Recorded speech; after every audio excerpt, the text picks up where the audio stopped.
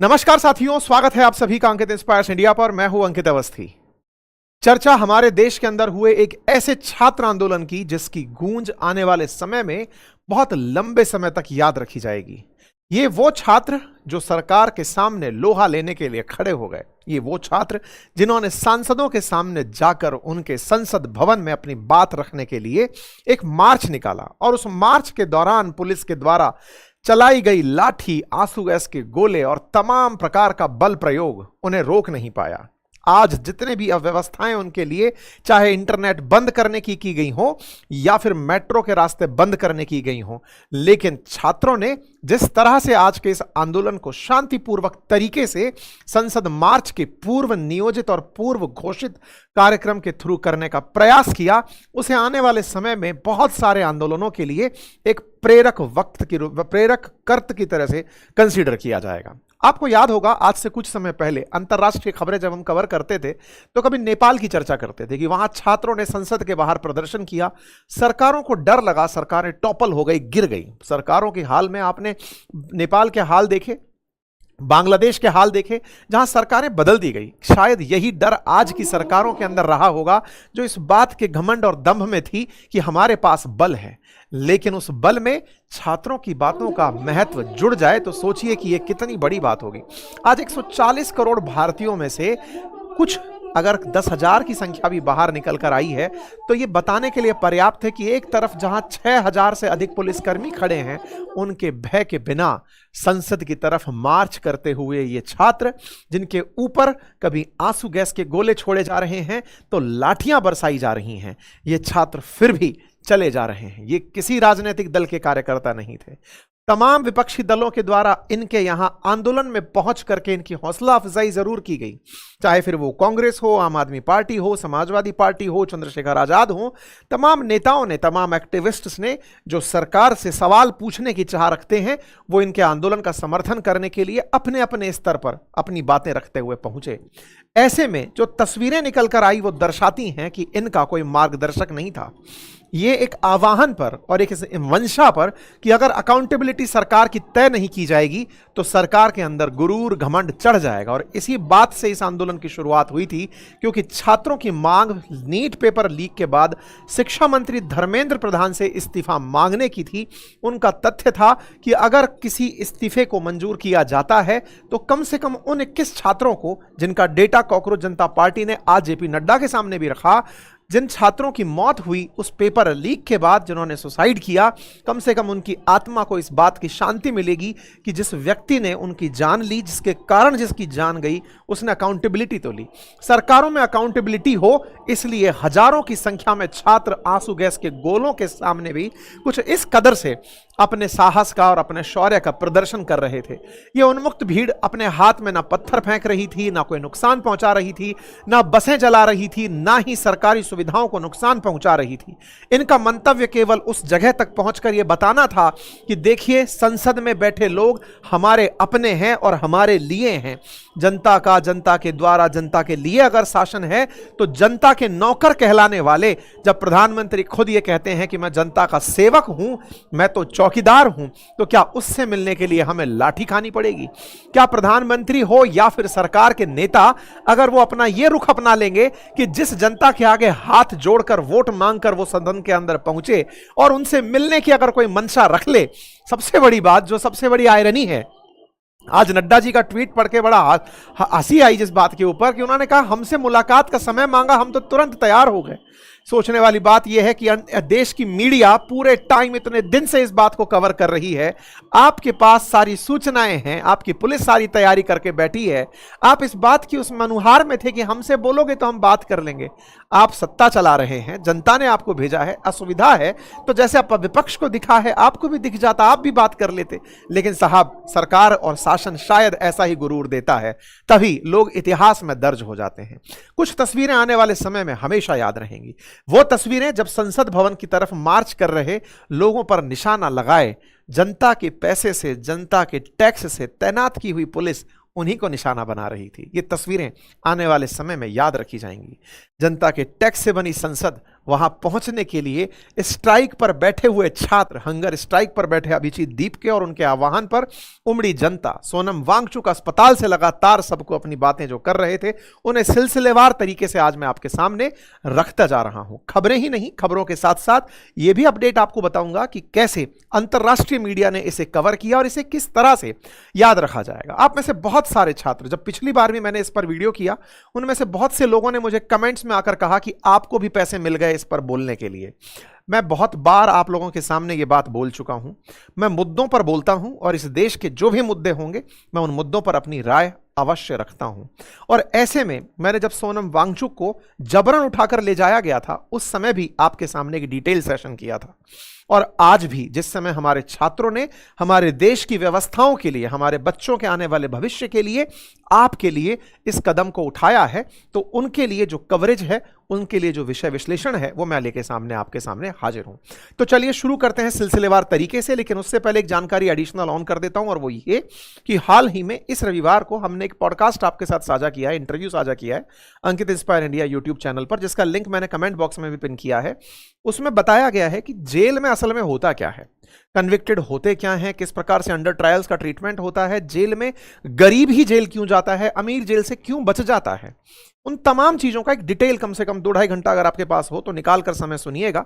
बहुत आई ओपनिंग चीजें हैं कि कैसे अपराधी वहां से नेटवर्क चलाते हैं, कैसे अमीर लोग वहां पर राज करते हैं। अगर सुनने का इंटरेस्ट हो तो लिंक कमेंट बॉक्स में पिन कर दिया है। चलिए आगे बढ़ते हैं। तो 2 दिन पहले मैंने जब सोनम वांगचुक को यहां से उठाया गया था, तब मैंने आपके सामने ये सरकार के बारे में सवाल करते हुए पूछा था कि क्या सरकार डर गई है।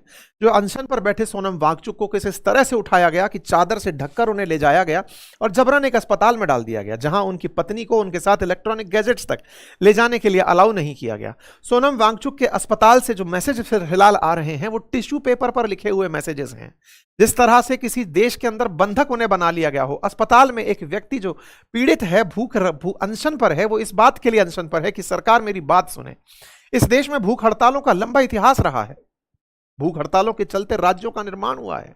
यह देश महात्मा गांधी का देश है, जहां पर सरकार के सामने, अंग्रेजों के जो दुर्दयी जो शासन था उसके सामने भी भूख हड़ताल जैसी जो तरीके थे, अनशन थे, उनसे सरकारों से सवाल किए गए हैं। सोनम वांगचुक ने बिल्कुल वही तरीका अपनाते हुए सरकार से सवाल किया। जब सरकार से सवाल किया तो उसके बाद क्या क्या हुआ, अब मैं आपको वो बताता चलता हूं। तो साहब, ये सोनम वांगचुक का आपको मैंने उस दिन सेशन में डिटेल में जानकारी दे दी थी। तय था कि 20 तारीख के दिन जब संसद भवन का आज पहला मानसून सत्र का सेशन शुरू होगा, उस समय एक मार्च रखी जाएगी, यात्रा रखी जाएगी।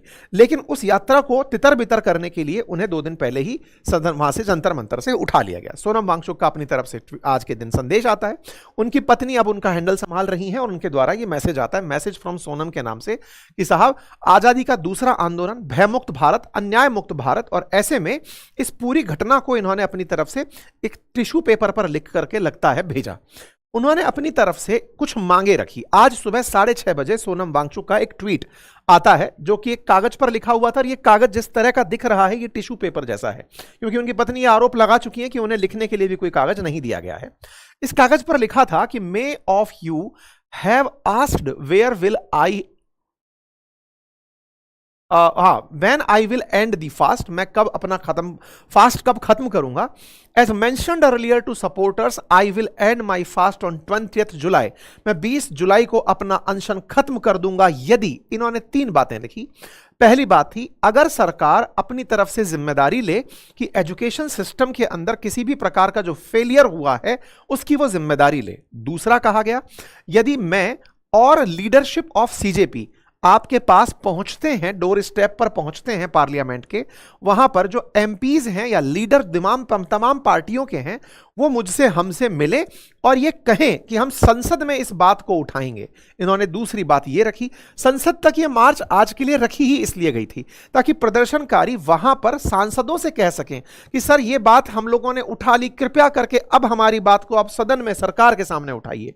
बोले इस काम को करने के लिए आप लोग हमसे मिल लीजिए, सदन के बाहर मिल लीजिए, हम आपको बात बताने आ रहे हैं। तीसरा पॉइंट इन्होंने रखा, यदि मेरी शरीर को किसी प्रकार का कोई भी नुकसान होता है और मैं किसी कारण से असमर्थ होता हूं तो मंत्रियों का या एमपीओ का एक समूह आकर के मुझसे मिल ले और हमें इस बात का अश्योरेंस दे दे।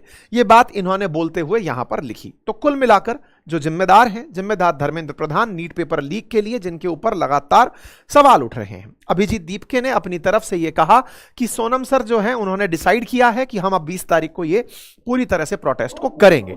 इस प्रकार से सुबह सुबह जनता का जमावड़ा होना शुरू हो जाता है। कल रात से ही यहां जंतर मंतर पर बड़ी संख्या में भीड़ आना शुरू हो जाती है और कहा जा रहा है कि इतने दिनों में पहली बार इतनी बड़ी भीड़ संख्या में यहां पर उपस्थित थी, क्योंकि 20 तारीख के दिन यानी कि जंतर मंतर आज के दिन जनता को, जो प्रोटेस्टर्स थे, छात्र थे, विरोध में जो सरकार के सामने सवाल करने उमड़े थे, उनकी भीड़ यहां पर घनी उमस, बहुत बारिश का मौसम, और उस बीच में लोग यहां पर निकलकर अपने कंफर्ट से बाहर पहुंचे। मैं इसीलिए बोल रहा हूं कि इस दिन को याद रखा जाएगा। इन सभी को संबोधित करने के लिए तमाम राजनीतिक दल, नेता, कार्यकर्ता, फिल्म एक्टर्स पहुंच करके अपनी बात रखते चले गए। इस बीच में दीप के रात 12 बजे, पौने 12 बजे के आसपास इस बात को संबोधित करते हैं और कहते हैं कि ये पूरी तरह शांतिपूर्ण प्रदर्शन रहे, ये सुनिश्चित करना है। हाथ में किसी को अगर लगता है तो कोई पुस्तक लेकर आए, फूल लेकर आए, महात्मा गांधी की तस्वीर लेकर आए, अंबेडकर जी की तस्वीर, जो भी लेकर आए, पर कोई भी ऐसा कार्य ना करे ताकि इस आंदोलन के ऊपर इस तरह के प्रश्न उठे कि हमने सरकारी संपत्ति को नुकसान पहुंचाया। यह बात बड़ी स्पष्ट है कि आंदोलन के अंदर कुछ ऐसे लोग एंट्री कर सकते हैं जो इस आंदोलन की छवि को बिगाड़ने का प्रयास करें। कुछ ऐसे न्यूसेंस लोग आ सकते हैं जो आंदोलन की शक्ल को बिगाड़ दें। 10-15 लोग आए और ऐसे नारे लगाएं जो इस देश के अंदर चर्चा का विषय बन जाए कि वहां पर तो ऐसे आंदोलन में नेता ऐसे नारे लगते हैं। तो आप लोगों को विजिलेंट रहना है। यह बात इन्होंने यहां पर आह्वान में कही। ये जो बात इन्होंने यहां पर कही, उसके साथ साथ आज का दिन सुबह निकला। सुबह से पहले पुलिस ने अपनी तैयारियां रात को ही शुरू कर दी। जंतर मंतर के चारों तरफ बहुत बड़ी बड़ी बैरिकेडिंग्स लगा दी गई, जिन्हें पार कर पाना सहज में संभव नहीं था। पुलिस का जाब्ता हजारों की संख्या में तैनात कर दिया गया, जैसे ना जाने सदन की तरफ जाने वाले हैं आतंकवादियों को जो नहीं रोक पाए, वो अब इन बैरिकेडिंग्स को लगा करके उन लोगों को जो सदन में बैठे हुए सांसदों से सवाल करने के लिए कि हमारी बात उठाना। इस देश में आतंकवादियों ने सदन पर हमला किया, उस पाकिस्तान के सामने आज भी हम अपनी जमीन मांग रहे हैं कि हमें पाकिस्तान ऑक्यूपाइड कश्मीर चाहिए। वहां पर हमारा शक्ति प्रदर्शन उन लोगों के सामने हो रहा है जो सदन के सामने एक जेन्युइन मांग रख रहे हैं कि सर, हमें हमारी बात सुनानी है, जिम्मेदारों से सवाल करने हैं, उनको उठा दीजिएगा। पर कोई बात नहीं साहब, सरकार थी, सरकार के सामने शक्ति थी, शक्ति जो अपना काम कर रही थी वो कुछ इस प्रकार से थी। शक्ति ने अपनी तरफ से बल प्रयोग करने के लिए तैयारियां कर ली थी कि कल को अगर ऐसा होता है तो हम सदन की सुरक्षा करेंगे। यह एक बड़ा प्रश्न बनता है और आप में से कुछ लोग पूछेंगे भी कि क्या संसद पर हमला हो जाने दें? क्या 140 करोड़ के लोग सबकी सब यही चाहते हैं कि सदन पर जाकर हमला हो जाने दें? ये हमलावर नहीं थे, इन्होंने पहले ही क्लियर कर दिया था। आपको रोकना था, सदन से पहले प्रतिनिधि मंडल भेज करके इनकी बात सुन लेते, अब जंतर मंतर पर ही सुन लेते, यह आंदोलन की नौबत ही नहीं आती। सदन तक पहुंचने का माहौल आपने दिया, आप उससे पहले ही रोक करके एक प्रतिनिधि मंडल अपने आप में से तय करते कि जाइए और बात करिए। फर्क सिर्फ इतना है कि ये वो जनता है जो अभी वोट नहीं दे रही है, इसलिए इनका वजन नहीं है। जिस दिन सोशल मीडिया पर जिस तरह से ये प्रोटेस्टर्स खड़े हैं, ये जिस दिन वोट देने लगेंगे ना, इनकी बात सुनने के लिए चाक चौराहों पर नेता खड़े होंगे। पर चूंकि ये सब रील वाले लोग हैं, इनको देखकर लगता है कि ये तो चुनाव वाले दिन पार्टी करने जाएंगे, वोट नहीं देंगे, इसलिए इनको सीरियसली नहीं लिया जाता। उसी के नजारे हैं जो आप देख रहे हैं। खैर, जो है वो एक दिन के लिए मिसाल बनेगा। दिल्ली पुलिस के द्वारा एडवाइजरी जारी कर दी जाती है कि किसी भी बात में ना फंसे, ऐसा ना करें, वैसा ना करें। एडवाइजरी के साथ साथ दिल्ली पुलिस ये तय करती है कि आह्वान पर जनता पहुंच ना जाए। इस बात को रोकने के लिए बाकायदा जितने भी मेट्रो स्टेशन हैं उनको पूरी तरह से बंद कर दिया जाता है कि वो जंतर मंतर के आसपास वाले रास्ते पर ओपन ना हो जाए। लोग फिर भी पहुंचना शुरू होते हैं। तमाम प्रकार की असुविधाओं के बीच में लोग अपने अपने तरीके से, जब रास्ते बंद हैं तो भी पहुंचना शुरू होते हैं। तो साहब, पुलिस भी पहुंचना शुरू होती है। बढ़िया से शक्ति प्रयोग के लिए पुलिस यहां पर पहुंचती है। 5000 से ज्यादा पुलिसकर्मी, special CP, joint CP, DCP rank के अधिकारी खुद मोर्चा संभालने के लिए पहुंच जाते हैं। पूरी दिल्ली के अंदर 15 जिलों को 15 जोनों में बांट दिया जाता है। बैरिकेडिंग, वाटर कैनन, मेट्रो, सब पर नजर रखी जाती है। तमाम प्रकार की व्यवस्थाएं। इस तरह की व्यवस्था की धारा 163 लगा दी गई है कि 5 से ज्यादा लोग मिल गए तो आप पर केस हो जाएगा। 3 स्तरीय सुरक्षा घेरा, अतिरिक्त पुलिस बल, तमाम प्रकार की चीजें, और साथ ही साथ दंड कि तुम्हें मारा जाएगा। मेट्रो स्टेशंस को रोक दिया जाता है कि संसद के प्रस्तावित मार्च को देखते हुए सेंट्रल सेक्रेटेरिएट मेट्रो स्टेशन आम जनता के लिए बंद कर दिया गया है। यहां पर प्रोटेस्टर्स जो आने की तैयारी में थे, जो इस उम्मीद में थे कि इस रास्ते से पहुंचेंगे, उनको रास्ते में रोक दिया गया। लोग जहां जगह मिली वहां प्रोटेस्ट करने लगे। वहां पर वंदे मातरम के नारे लगाने लगे, भारत जिंदाबाद के नारे लगाने लगे। ये सब देश प्रेमी थे। संदेश दिया गया कि अब आपको इंटरनेट नहीं मिलेगा। क्यों? क्योंकि प्रोटेस्ट के बारे में जान गए तो जानकर आप प्रोटेस्ट में शामिल होने पहुंच सकते हैं। इस क्षेत्र का इंटरनेट बंद कर दिया गया, जैसे परीक्षाओं के अंदर इंटरनेट बंद किया जा रहा हो। इस बीच में बात निकल कर आती है सीजेपी की प्रवक्ता की तरफ से कि सरकार से बातचीत की पेशकश की गई है। सरकार से बातचीत की पेशकश की गई है, यह सुर्खी धीरे से तेजी से फैलने लगती है और इधर सदन के अंदर मानसून सत्र की शुरुआत हो जाती है। तमाम नेता इस जगह पर प्रदर्शन के लिए समर्थन करने पहुंचते हैं। एक चीज यहां पर जानने वाली है, जंतर मंतर से संसद है कितना दूर? मात्र 1.5 किलोमीटर। यहां से यहां जाना है, बल प्रयोग होना है कि नहीं जाने देंगे। जब रास्ते को पता है, आपको पता है कि कहां प्रोटेस्ट हो रहा है, जो लोग यहां हैं वो चल के यदि यहां आ जाएं तो क्या हो जाएगा? अगर प्रतिनिधिमंडल इनसे बातचीत के लिए 2 कदम चलकर आ जाएं, और ये फासले शायद 1.5 किलोमीटर के 150 साल में पूरे होते होंगे। चलने वाली जनता शुरू हुई। पहली तस्वीर इस तरह निकल कर आई जब प्रदर्शनकारियों पर, जो शांतिपूर्ण तरीके से संसद की तरफ जाना चाह रहे थे, अपनी बात रखने, ध्यान रखिए ये सदन में जा क्यों रहे थे? ताकि इनकी बातों को सुना जाए कि भाई हमारी बातें रख देना सब वहां पे, आप इलेक्टेड हो, सुन लेके हमारी बात बोल देना। इनको कूटना शुरू किया जाता है, कूटना शुरू किया जाता है, भीड़ तितर बितर हो जाती है और फिर मारधाड़ की तस्वीरें बाहर आना शुरू होती हैं। लगभग 11 बजते हैं। इस प्रकार से कि साहब हम सरकार से बातचीत में हैं। इधर की तरफ से सौरभ दास की तरफ से एक जानकारी सोशल मीडिया पर साझा की जाती है कॉकरोच पार्टी की तरफ से। यहां एक बात और ध्यान देने की है, यह आंदोलन शुरू किया कॉकरोच जनता पार्टी ने। इसके बाद जब यह मार्च शुरू हुआ तो इसका नेतृत्व विहीन हो गया, क्योंकि अब यहां से किसी को कोई भी गाइड करने वाला नहीं था। मतलब यह जनता चल पड़ी है। अब चल पड़ी है तो इन्हें यह कोई नहीं कह रहा है, क्योंकि इंटरनेट बंद कर दिया गया है, कि आपको कहां मुड़ना है, कहां रुकना है। अब जनता अपने हिसाब से संसद का रास्ता नाप रही है। इधर सदन से बातचीत भी हो रही है तो उसका फर्क जनता पर नहीं पड़ रहा है। इधर आम आदमी पार्टी की तरफ से मनीष सिसोदिया और ये तमाम नेता यहां पर पहुंचकर संजय सिंह समर्थन करने पहुंचते हैं। इधर प्रदर्शनकारियों को कुछ इस प्रकार से पुलिस के द्वारा गिरफ्तार किया जाता है, उठाया जाता है। यहां पर प्रदर्शनकारियों को रोकने के लिए तमाम पुलिस बल तैनात रहते हैं। फिर कुछ ऐसी तस्वीरें निकलकर आती हैं जैसे डिनाई किया गया पुलिस के द्वारा, लेकिन तस्वीरें खुद चीख चीख कर कह रही हैं कि यह भी नहीं देखा जा रहा है कि लग कहां रहा है। यह आप में से बहुत सारे लोगों को एक संदेश भी है, जिनमें से बहुत से लोगों को यह लगता है सही तो किया होगा, क्योंकि कई ऐसे ट्वीट्स भी मुझे पिछले वाले वीडियो के कमेंट बॉक्स में मिले थे कि सर सही तो किया होगा ना, ये से देश की संसद के पास पहुंच रहे थे। किसकी है वो संसद? उस संसद पे बैठने का अधिकार, संसद में बैठने का अधिकार आप ही ने दिया है। बोले नहीं नहीं सर, जिनने चुन के दिया है वो तो बैठ ही रहे ना, ये तो थोड़ी है, इन्होंने वोट थोड़ी दिया, तो क्या हो गया? सरकार उनकी नहीं होती जिनके समर्थन नहीं होते, सरकार सबके लिए होती है। लोकतंत्र भीड़ तंत्र नहीं है, बहुमत का शासन नहीं है। जो आपके विरोध में है उसके लिए भी आपको नीतियां बनानी है, आपको उसकी भी सुननी है। यही लोकतंत्र की खूबसूरती है। फिर तो तानाशाही में लोकतंत्र में अंतर क्या रह जाएगा? तस्वीरें क्या चिल्ला चिल्ला कर कह रही हैं यह समझाने की आवश्यकता नहीं है, लेकिन यह भीड़ का हुजूम, यह किसी का बेटा, किसी का भाई, कोई प्रतियोगी परीक्षा का छात्र, ये सब यहां पर खड़े होकर के किसी के हित की लड़ाई लड़ रहे हैं। अगर ये राजनीतिक कार्यकर्ता भी हैं तो अपराधी नहीं है। ये जब भी इस तरह की मार होती है ना, ये पुलिस का शासन है। आपको याद हो तो महात्मा गांधी जी ने इसी के चलते शासन में विश्वास नहीं कहा था, इसीलिए उन्हें अराजकतावादी कहा जाता था। कहा जाता था कि वो कहते थे कि नहीं, मैं सत्ता में शामिल नहीं होऊंगा, क्योंकि सत्ता पुलिस के दम पर शासन करती है और वो अराजकतावादी होती है। मतलब वो शासन दम पर करती है, बल के प्रयोग से करती है। महात्मा गांधी जी को इसीलिए कहते हैं पंचायती राज से सरकार को ऊपर ले जाने का विचार था उनका। खैर, फिलहाल के लिए तस्वीरें निकल कर आती हैं। दिल्ली पुलिस कहती है कि साहब जितनी भी न्यूज आ रही है उन पर ध्यान मत देना, फेक है, ऐसा कुछ भी नहीं हुआ है। इस बीच में सोनम वांगचुक का फिर से ट्वीट आना शुरू होता है कि देखो मेरी जो तबीयत है उसको लेकर के मैं सभी से यही कहूंगा कि भाई मैं इस मार्च को ज्वाइन करना चाहता हूं और यह मार्च होना चाहिए। सौरभ दास अपनी तरफ से इस बीच में आशुतोष राखा के साथ निकल करके मिलने पहुंच जाते हैं नड्डा जी के सामने। इस बीच में बारिश आ जाती है। जिन रास्तों को पुलिस ने ब्लॉक कर दिया था उसके दूसरी तरफ से निकले हुए रास्तों से प्रदर्शनकारी पहुंचना शुरू हो जाते हैं। ये छात्र जो आंदोलन करते रहे छात्र हैं, ये वहां से निकलते हुए पहुंचना शुरू हो जाते हैं। ये तस्वीर जब निकल कर आती है, संसद के अंदर की तस्वीर देखनी चाहिए। इधर ये लोग चल रहे हैं और उधर संसद के अंदर की तस्वीरें आती हैं। सुरक्षा अधिकारी भागने शुरू होते हैं कि कहीं संसद के अंदर भीड़ ना घुस जाए, क्योंकि ये दूसरे रास्ते से आ रहे हैं।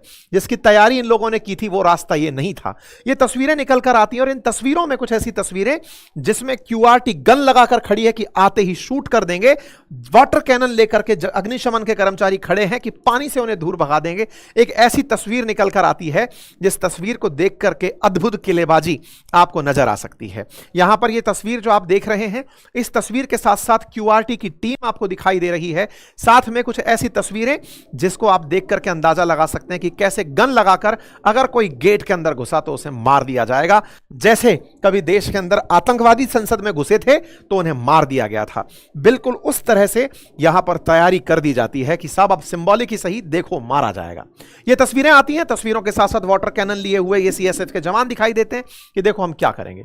इधर की तरफ लाठीचार्ज होना शुरू होता है, जिस भी रास्ते से जो आ रहे हैं उनके ऊपर लाठीचार्ज, और लाठीचार्ज इस तरह से कि घायल हुए लोगों को जमीन में ही पड़ा छोड़ दिया गया, कोई उठा नहीं रहा है, जैसे कि वो पता नहीं क्या मांग रहे हो। ये कचरे में पड़ा हुआ एक छात्र आपको तस्वीरों में दिख रहा होगा, जिसको इस तरह कदर पीटा गया कि वो यहां घायल हो गया, लेकिन कोई पुलिसकर्मी झुकने के लिए भी तैयार नहीं। यहां तो उनकी दुश्मनी चल रही है, यहां पर पीटा जा रहा है। ये पीटना अगर भीड़ को तितर बितर करने का प्रयास था तो घायलों की सुरक्षा का अधिकार किसके पास था? भीड़ पर आंसू गैस के गोले छोड़े जाते हैं, आरटी में कवर होना शुरू होता है, अंतर्राष्ट्रीय मीडिया इसको कवर करना शुरू होती है, तमाम राजनीतिक दल फिर इसके ऊपर अपनी प्रतिक्रिया देना शुरू करते हैं। फिर चाहे जितने भी राजनीतिक दल विपक्ष के हैं, स्वाभाविक सी बात है सत्ता पक्ष तो क्या ही लिखेगा, लेकिन विपक्ष की तरफ से यहां पर तमाम चीजें। इसी बीच में लोकसभा के अंदर मतलब हमारी संसद के अंदर मल्लिकार्जुन खड़गे जी इस बात को उठाते हैं कि साहब जंतर मंतर पर लाठीचार्ज हुआ है। जैसे ही यह बात बोली जाती है, सदन तुरंत बर्खास्त कर दी जाती है कि नहीं एडजर्न नहीं सुनेंगे, क्या बोल दिया। सदन को तत्काल प्रभाव से एडजर्न कर दिया जाता है। राजनेताओं बाहर निकल कर आते हैं, बोलते हैं कि ये हमारे बच्चे हैं और इन पर इस तरह का लाठीचार्ज गलत है। इसी बीच में उमर अब्दुल्ला दिखाई देते हैं, वो जम्मू कश्मीर की मांग लेकर के ऑटो से बैठ करके अपना प्रोटेस्ट अलग दिशा में चला रहे होते हैं। इस बीच में एक वीडियो और वायरल होता है जिसमें कि नितिन गडकरी जी का पुराना वीडियो, जिसमें वो खुद कहते हुए पाए गए हैं कि लोकतंत्र के अंदर विरोध करना, इस तरह से प्रदर्शन करना, भूख हड़ताल करना, यह तो बिल्कुल संवैधानिक अधिकार है। लोग ये वीडियो निकाल कर पूछ रहे हैं कि यह सरकार अब कब सुनेगी कि यह संवैधानिक अधिकार है। इसी बीच में चर्चा अभिजीत दीपके की तरफ से निकल कर आती है कि सोनम सर की वाइफ के बाल खींच लिए गए हैं, बाल खींचकर उन्हें प्रताड़ित किया जा रहा है। यहां पर पुलिस की जो मार है उसकी तस्वीरें निकलकर सामने आती हैं, लोगों को किस बेरहमी से पीटा जा रहा है, ये तस्वीरें आपके सामने हैं। इतने बड़े बड़े पाटे ले लेकर के प्रदर्शनकारियों को पीटा जा रहा है, वो तस्वीरें यहां पर निकल कर आती हैं। प्रदर्शनकारियों के द्वारा, छात्रों के द्वारा, ये सारे वो जेनजीज हैं जिनको कि यहां पर अपने परीक्षा के अंदर किसी प्रकार का लीकेज नहीं चाहिए, वो यहां पर खड़ा होकर प्रदर्शन करते हैं। यानी कुल मिलाकर सुबह 5 बजे से लेकर शाम 4 बजे के बीच में सीजेपी डेलीगेशन जब नड्डा जी से मुलाकात करता है, तब तक का मैंने आपके सामने सारा ब्यौरा रख दिया। इस बीच में कॉकरोच जनता पार्टी और आंदोलनकारियों को जंतर मंतर से पूरी तरह टीन टेंट सब उखाड़ करके हटा दिया जाता है। इस बीच में नड्डा जी से मिलने के लिए सीजेपी की तरफ से 2 लोग पहुंचते हैं। नड्डा जी को इन्होंने अपनी मांगे रखी। मांगों में जो बातें थी वो कुछ इस प्रकार से थी। यहां पर नड्डा जी कहते हैं कि पहली बार प्रदर्शनकारियों की तरफ से सरकार से बातचीत की पेशकश हुई है। सरकार ऐसे ही होती है। इसमें यह बात लिखी गई है कि 4 बजे मुझे लिखित याचना मिली, और लिखित याचना मिली तो हम बात करने को तैयार हो गए। यहां 3 डिमांड बाहर आई। पहला, सोनम वांगचुक को बिना किसी प्रकार की रोक टोक के मूवमेंट दिया जाए, उनकी पसंद के अस्पताल में एडमिट रहने दिया जाए। धर्मेंद्र प्रधान को रेजिग्नेट किया जाए या फिर उनको हटा दिया जाए।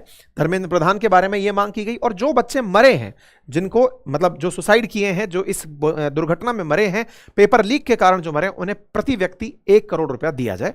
इन मांगों को लेकर के ये लोग यहां पर पहुंचते हैं। यहां पर दिल्ली पुलिस की तरफ से आता है कि प्रदर्शनकारियों से संयम बरतने का रिक्वेस्ट करती है, शांतिपूर्ण तरीके से कानून व्यवस्था रखने का आदेश वो देती है, अपनी सलाह देती है। सब दिल्ली पुलिस में सलाह दी। दिल्ली पुलिस की तरफ से अपडेट आया कि हमारे भी 50 से ज्यादा पुलिसकर्मी घायल हो गए हैं।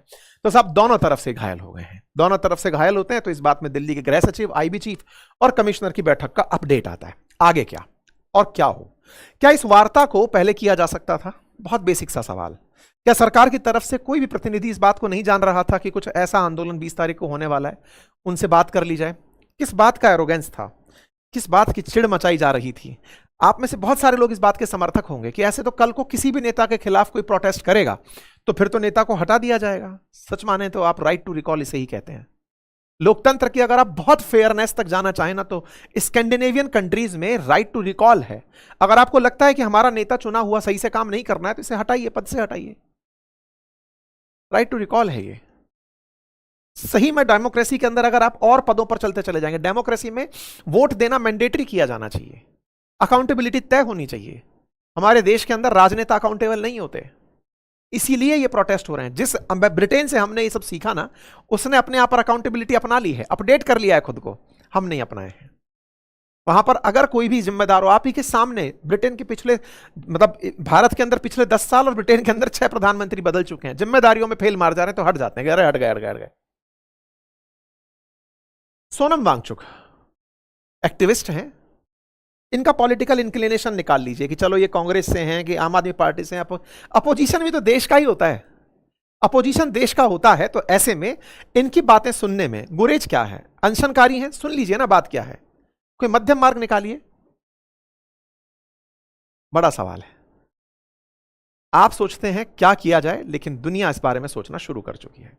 आज ये प्रदर्शन अंतरराष्ट्रीय विषय बन चुका है, अंतरराष्ट्रीय मीडिया इसके ऊपर कवरेज शुरू कर चुकी है, तमाम दुनिया भर की मीडिया में इस आंदोलन को कवर किया जा रहा है।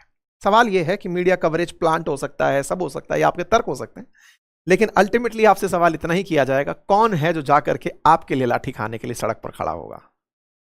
विचार कीजिएगा और उस आधार पर फिर कमेंट कीजिएगा। फिलहाल के लिए इतना ही। जानकारी पसंद आई हो साथियों से साझा करें, चैनल पर नए हैं तो सब्सक्राइब कर लें। बाकी हाँ, कुछ वीडियोस हमने आपके लिए और बना के रखे, ये आपकी जानकारी के लिए हैं, इसका लिंक मैंने कमेंट बॉक्स में पिन किया है।